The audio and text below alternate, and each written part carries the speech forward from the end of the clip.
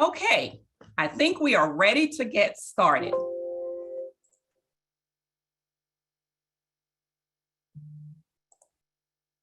Again, welcome to this week's office hours for ESG and ESG-CV. My name is Marian Goldburn and I am today's moderator.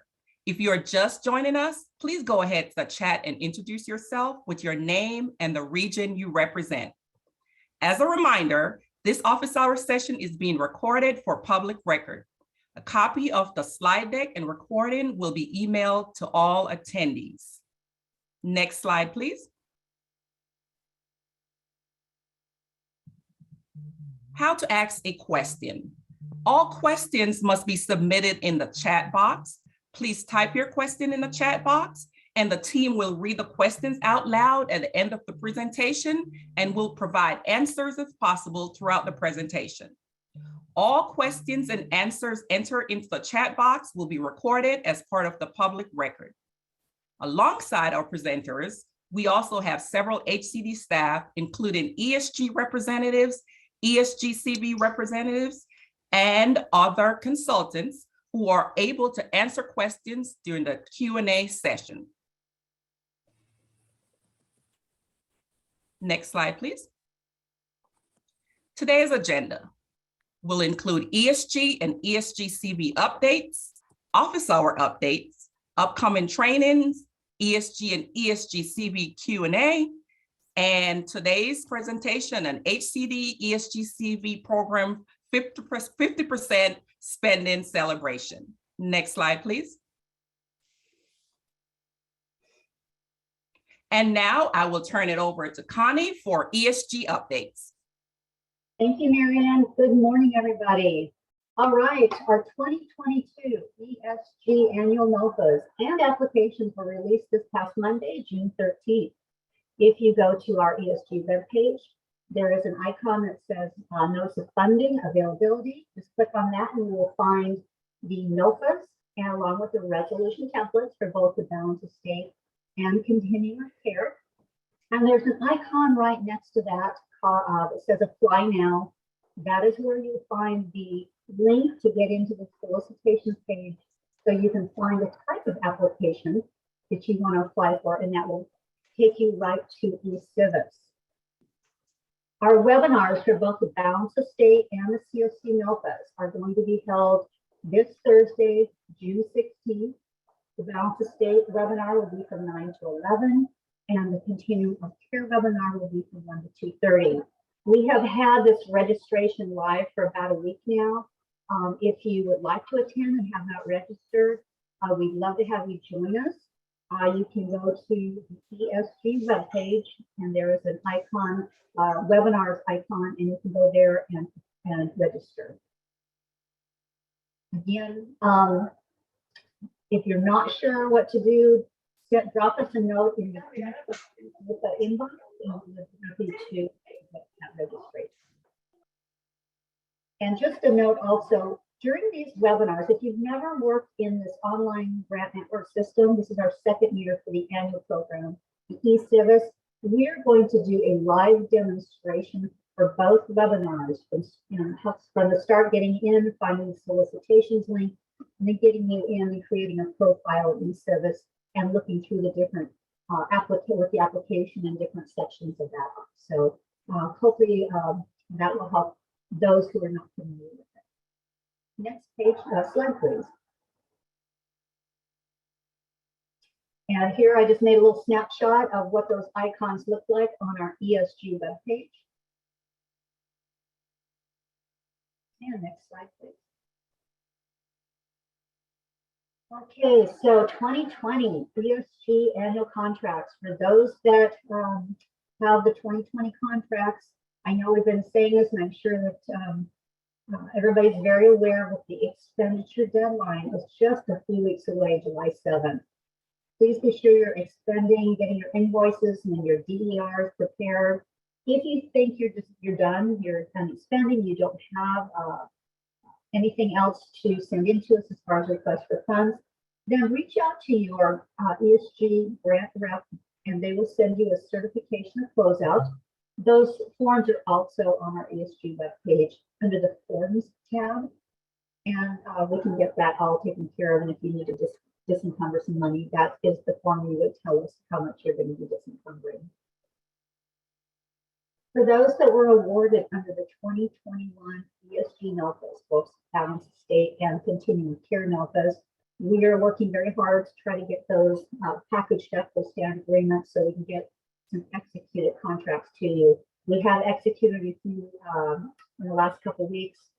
We anticipate and hope to have all those 2020 awards executed by the end of July. Next slide, please. Again, I've been just kept this slide here for the last few weeks. The personal identifying information, or PII. I know we're probably all getting familiar with that, but just since it is something fairly new, just a reminder, we don't want to have any personal information from your client personal information coming in on your detailed expense reports, or if you're sending any kind of backup documentation with their HMIS number or another unique identifier number. We do ask that you drop that into your secure site. Hopefully everyone now has received that email and a link so they know how to get to their folder. If you're not sure, just drop us a line, talk to your rep, send a note to the ESG NOFA box, and we will be sure to help you. Also, we've got some great policy documents that are already posted and we're still working on. But again, go to the ESG webpage in the resources tab, and we have that homelessness prevention manual. We have a policy, a PII and a checklist, fair market rent, and a rent reasonableness certification form, and homelessness eligibility. That's in the document that's just posted.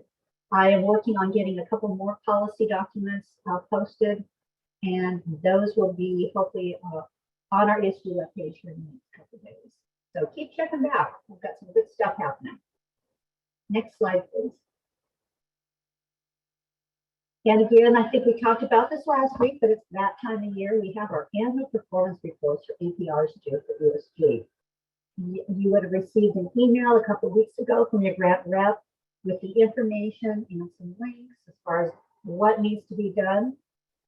It's required for all open contracts that were between HCD and you, the subrecipient grantee, for the period of July 1st of 2021 through June 30th of 2022.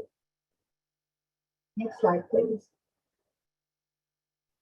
There are 3 different Excel workbooks for this reporting period. You have the ESG APR workbook that's due by August 1st, and you have the cost workbook, also due by August 1st. I know we've had some emails with those that have 2020 contracts, and since those don't, the expenditure deadline is July 7th. The data, the expenses from those, from your 2020, those are due on August 1st, along with the other open contracts for that reporting period. So you should have time to get those final numbers put into that APR cost workbook. It's the annual ESG projects. It's that workbook that goes into our CAPER that is due by July 1st, so just a couple of weeks away. That project workbook is located on our ESG webpage. Again, if you're just not quite sure, we are here to assist you, and we will try to answer as many questions as we can and help you get through, and so you know which links and which workbooks need to come in. Next slide, please. Here is your ESG team. Please reach out to us. We really enjoy working with all of you. If you want to set up a Teams meeting, we always enjoy getting to see folks face to face in a Teams meeting, and we'll be happy to visit with you about any questions or any concerns that you want to discuss. And I will turn it back over to Marianne. Thank you so much. Thank you so much, Connie. And now I have just a few ESG updates and reminders. Next slide, please. Thank you to everyone who have helped reach HCD's goal of drawing 50% of the ESG-CV funds by June 16th. The next step will include HCD starting discussions with subrecipients on an individual basis to determine contract amendments to extend the ESG-CV performance period beyond September 30th, 2022. Next slide, please. HCD office hour updates. So on next week, June 22nd, we will have our documentation clinic spotlight. On June 29th, we will have coordinated entry system clinic. And on July 6th, we will not have an office hour due to the holiday week, but following July 6th, on July 13th, we will have our invoice review clinic. We also have training site registration. We will go ahead and put that link in our chat, and it will also be available on today's PowerPoint presentation, which will be sent out.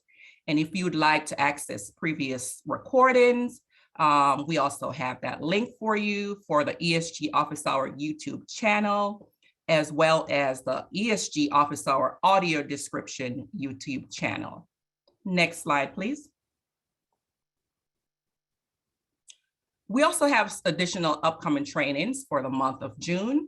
On June 23rd, from 10 to 11, we will have our community workshop series on equal access rule for session 1.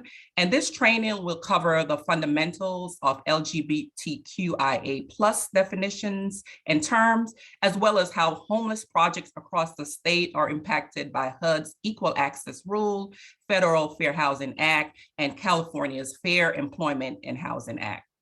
On June 30th, from 9:30 to 11, we will have our community workshop series on equal access rules, session 2. And this training will introduce practical implementation recommendations for leadership and staff across the homeless service system. This training will also cover a range of policies and practices, setting the stage for more audience-specific community workshops. On June 23rd, from 1 to 2 p.m., we'll have our new and non-traditional provider series, and this will cover homeless prevention and rapid rehousing, and we'll do a compare and contrast. So this training will compare and contrast the use of HP and RRH funds, and also discuss funding rules around eviction prevention. On June 28th, from 12:30 to 2, we'll have our racial equity foundational series, Colorism. And this session will discuss actions that are taken by California HCD to identify and publicly address the use of the term brown bag, while facilitators have candid discussions around their personal and professional experiences with colorism. And on June 30th, from 11 to 1, we'll have our racial equity foundational series, Understanding Racism, a structural and historical analysis. Then this session will cover the history of race and racism in America, the 3 levels of racism, and the impact of race across sectors. So you can register for these upcoming trainings. We'll go ahead and put the link, the registration link in our chat. And any previous trainings can also be accessed via the YouTube channel. And we'll go ahead and put that ESG workshop and training YouTube link in the chat. Next slide, please. So this next slide have our COVID response resources on standing up infection control measures, and also the CDC and NHCHC guidance. Next slide, please. And of course, we have our ESG resource links, and you can take a look at these at your convenience. Next slide, please. Okay, so we will move on to our questions. Again, if you have questions, go ahead and put these in our chat. And Connie, we do have 2 questions for you, and I'll start with the first one. And this was, will the ESG webinars be recorded? Yes, they will be recorded. Both of them will be. Okay, we also have a follow-up question, Connie. If we were not sent this workbook, should we email a rep to get access? Yes, yes. Please reach out to your ESG grant rep as soon as possible so we can get you that information. Thank you so much, Connie. I am looking in our chat to see if we have any additional message. So go ahead and continue putting your messages in our chat. Okay, I don't think we have any other questions at this time. Next slide, please.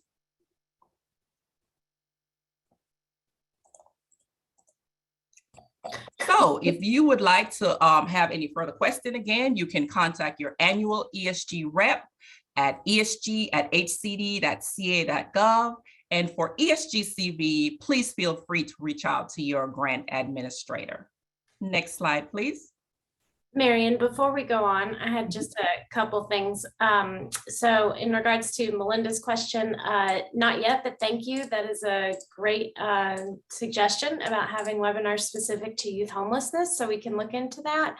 And then for Connie, we had one more question regarding the workbook, if that was the 3 Excel request forms.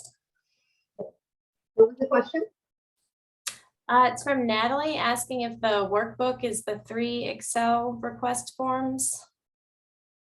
So if Natalie, if you should have received the email, and there were 2 workbooks attached, and there was a link to get to the ESG web page for the other workbook, which is the projects workbook. So reach out to me if you're not sure as far as that email or what, reach out to me. Or our ESG notebook box, and we'll get in touch with you.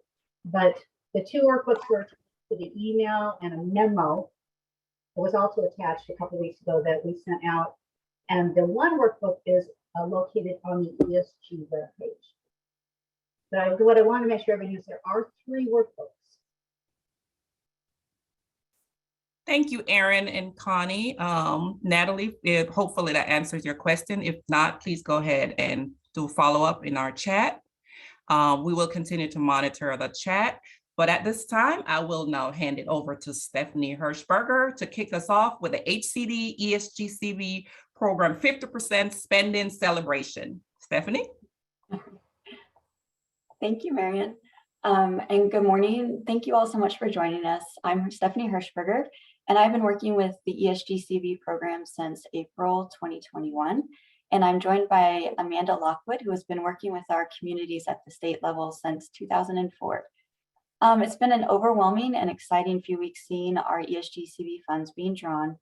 And we are really excited to share with you all today that HCD has officially reached 53.4% in IDIS on actual funds drawn, and those funds being used in our local communities.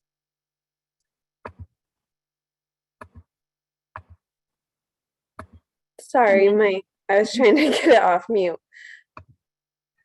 On April 19th, HUD released a notice that required grantees to draw a minimum of 50% of ESG-CV funds by June 16th, 2022. Out of HCD's 40 grantees, 29 grantees reached or surpassed 50% of funds drawn.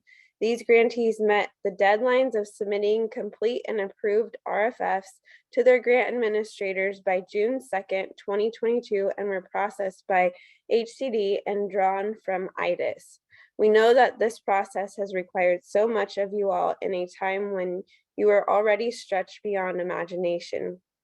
As requests have come from HCD and the grant administrator team, you all have met the program requirements with an earnest desire to ensure the program participants in your communities are receiving the services and housing they need. We are keenly aware of how many people played a role in helping spend down ESG-CV funds, from the direct line staff to managers, finance staff, volunteers, and beyond. All of your work together assisted us in drawing over $50 million since April 19th. That is $50 million that is going directly to your communities and driving a strong push to end homelessness in California. It has been HCD's pleasure and mine to see how you have worked to make a difference in the lives of our most vulnerable residents. Today, we wanted to take the opportunity to acknowledge the work you have done through the use of ESG-CV funds to make a difference in California. I'll now invite Mackenzie Harkins to share some more data with us from this funding. Thanks, Stephanie and Amanda. Hello, everyone. It's good to be here with y'all today. I will let you know that the South is not being withheld from this heat wave that's going everywhere, and my internet has been a little bit glitchy. So if I go off camera, I'm still here, just trying to hang on as long as I can to Zoom. So I want to echo what Amanda and Stephanie said, and just a huge thank you from our team to y'all. And I also would be remiss if I didn't do a thank you for our team to HCD as well. Amanda and Jeanette and Stephanie have worked tirelessly alongside us to get these awesome final numbers to HUD, to be able to show in kind of a quantitative way the great work that you all are doing. And I also want to do a moment of thanks to Janice Waddell, the branch chief, for the support that she's given us in this contract as well. So I know y'all know there are so many moving parts to these funds. There's so much that goes on your side, starting with the direct service work and then pushing up to invoicing and billing. And then it kicks to your GA and our team on the kind of ICF contract side that work with you to make sure that everything is in line and that we have the information that HUD's going to want when they come out to monitor and everything is looking good. And then it has to go back to HCD and it pushes through on their side through the great work of Amanda and Jeanette and Stephanie, getting things reviewed into IDIS and to accounting. And so with all of these steps, we kind of all sit astonished that we're in this place where we got to over 50% and we reached that mark before HUD's deadline on the 16th. So next slide, please. For those of y'all who are engaged with CV funds and ESG funds on the entitlement side, you are used to all of the reports. So when you get these information, sorry, I'm going to go off camera, so hopefully be a little less glitchy. When you get these reports, you're able to see funds that are committed, how the funds have been spent, trajectories, and things like that. So this is a little bit dry, but I did just want to share this information with y'all so you can see what it's looking like on the HCD side. When we look at funds committed, all of HCD's ESG-CV funds are fully allocated and committed to our local grantees and communities. We have about 47% in shelter, 33% in rapid rehousing, fixing up the biggest parts. Not a surprise to anyone, shelter is big. Y'all as providers and grantees have had to do such quick pivots in terms of ensuring your program participants were saved, that you all were working to protect the most vulnerable so that you can move forward, get those individuals and families housed in hotels, and maybe look at different ways to structure how you're running your shelter systems. Rapid rehousing, of course, is our answer to permanent housing for our participants. But we know that there was also a lot of other federal funds flowing in as well. So that's still a good hefty chunk of the work that y'all are doing. Next slide, please. So now we can look at the funds drawn. You'll see to date, this report is actually from yesterday, that we have a little smidge over 46% to still draw on our funds, which is about 143 million. We still have a decent amount of shelter to pull and rapid rehousing. So everything is trending in a really good spot that we should level out and have some consistency in the funding that we're pushing out to the state. Next slide, please. This chart shows us a really nice graphic of how far y'all have come in the past year. So if we take a snapshot going back to June 30th, that if you get to the where you were at the end of that quarter, it was 0.61%. You see our increase as we tried to continue pushing up with that September 30th deadline of 6.2%, which was a little bit below where HUD wanted us to be. Moving into December, we continued to still pick up steam, but you see that really, really huge jump from March 31st being at 30.29% to now showing projected at the end of June 53.55%. But I will note that we still have RFS coming in. We're still processing things for communities. So that's only going to continue to grow. It's kind of a self-professed data nerd. I love seeing charts like this and just seeing the progress and just really clear lines as y'all continue to move forward. Next slide, please. So this is my joking slide where I say y'all are just trying to get us out of having jobs in the state of California, because if we stay on the trajectory that you're on, we would be fully spent by December. Now, I know some spending is going to slow down a little bit. We're going to be looking at some strategies of how we're going to be moving this forward, but you can see just that huge marked increase and the path that you're on to move it forward. So thank you all for that continued work. I know that September 2023 can seem really, really far off right now as we're looking at still trying to get through the summer, these various waves of COVID that are continuing to hit and affect our communities, but it'll be here before we know it.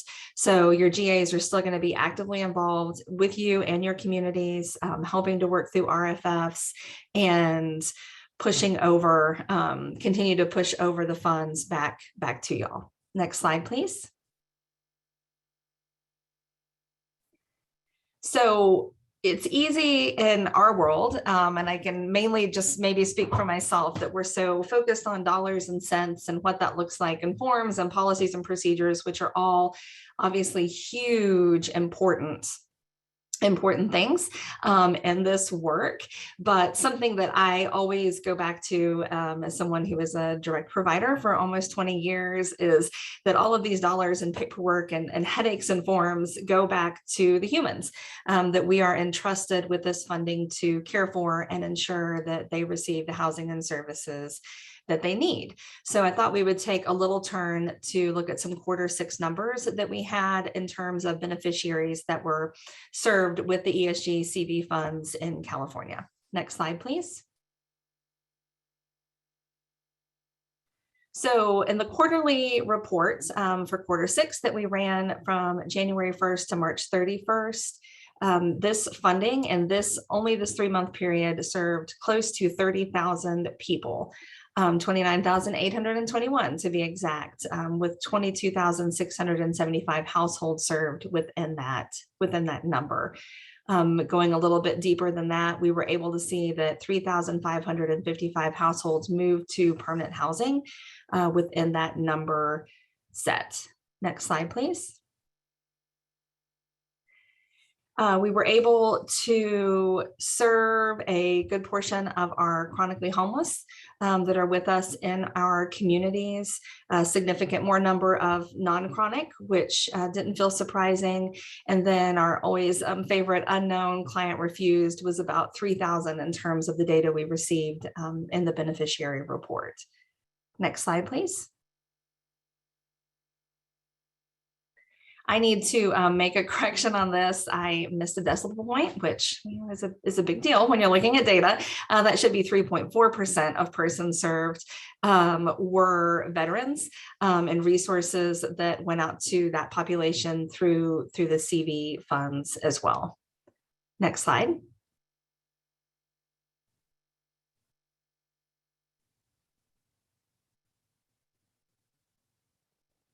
Next slide, please. And last but not least, it was 26.5% of the participants served moved on to a positive housing situation. So these numbers are huge, and we're just looking at one quarter. My data side wants to gather everything and start to see our cumulative numbers of how we're building and growing in the work that you're doing. Sometimes, March of 2020 seems like a breath away.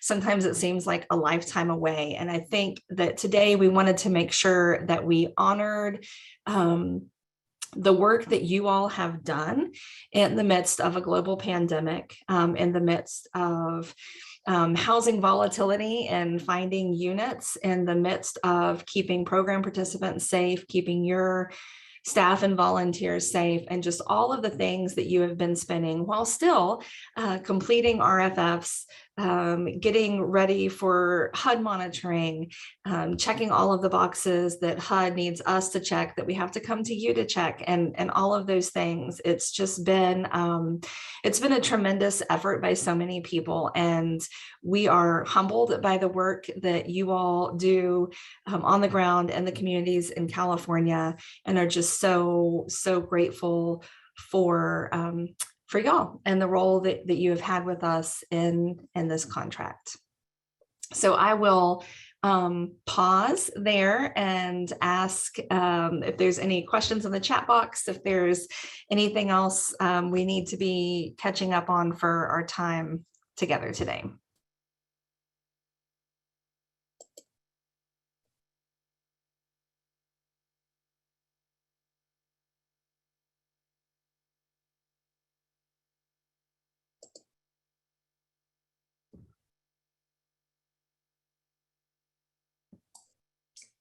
Mackenzie, we got one question from Miriam in the chat.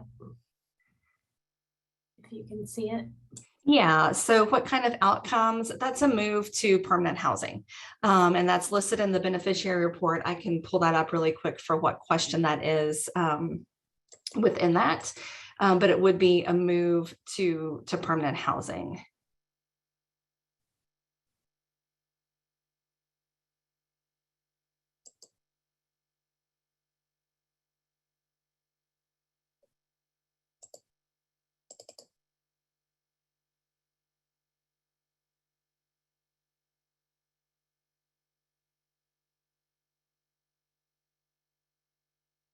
So I think the greatest gift we can give you all is a really nice short office hours, absent being able to gather everyone safely and all of those things to celebrate your work. Just please know that we are so grateful for you, so grateful for your partnership, so grateful for the frontline work that you're doing in your communities to work to end homelessness in California.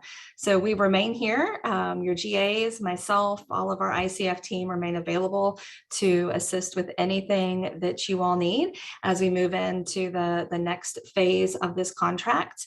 I'll pause to make sure there's no more questions. If anybody else on our ICF team wants to jump in with any other thoughts.